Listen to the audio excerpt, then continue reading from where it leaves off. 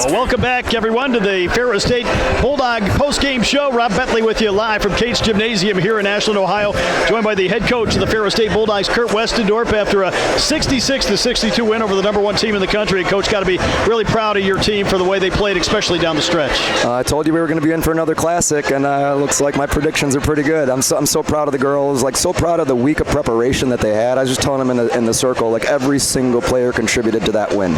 All right, our practices the last couple of days had to be spot on. Our focus had to be spot on. We got better and better and better as the week went on, and it still wasn't perfect, but man, did we battle. We absolutely battled them. We really competed every possession, and we really deserved to get a win for this, for the hard work that they had done. You hate to say you deserve anything, but for the hard work that they put in, to see Mal hit that shot in the corner, to see Chloe come up clutch. These are players that have played games in this gym and have had opportunities, and today was their moment, and we absolutely took it. How much did that experience playing here in the NCAA tournament against this Ashland team a couple years ago help some of those veteran players like Caden, Mallory, Chloe, obviously, that played in that game? Well, it's invaluable. It's invaluable. You can't prepare for this moment unless you're in it, all right? Because Ashland has some of the best fans in the country. I'm not going to say the best fans because I think they're in Big Rapids, all right? But they pack this gym out. They do a great job, and a lot of teams fold when they get a little bit of pressure put on them like they did in that third quarter. But having veteran kids, they're able to kind of withstand that. They didn't freak out.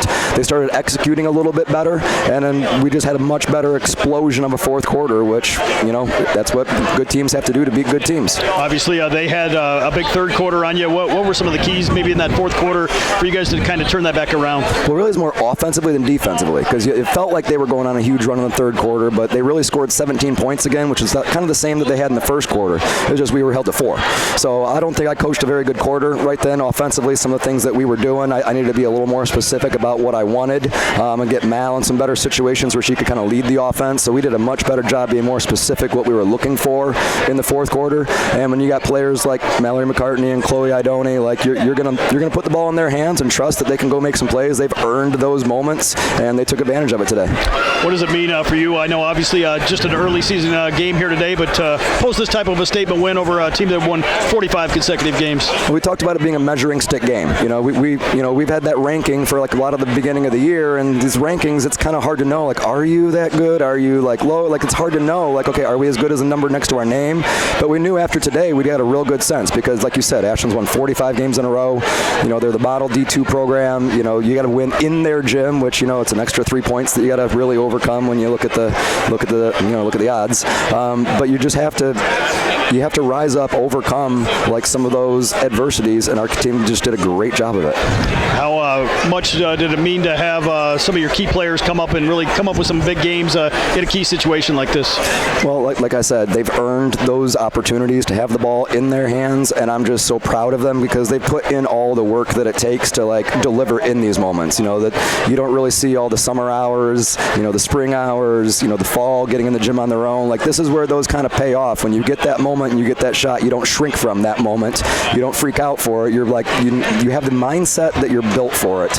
And I think those two players in particular, because they were kind of driving the train offensively at the very end of the game, they really had that mindset. And then the entire team, I don't think anyone was really going to be shrinking from those moments because they looked really confident out there. I know this is going to make the holiday break much sweeter for you and your players here after a win like this today. Oh yeah, it's definitely, we say before Thanksgiving, turkey tastes better after a win. I don't really know if I have a saying for this one, so I think we're having prime rib might have prime rib now for Christmas, so it'll be nice and sweet. The girls have earned a break. I know we're all ready for some family time, have that great balance in our life that Division II gives you.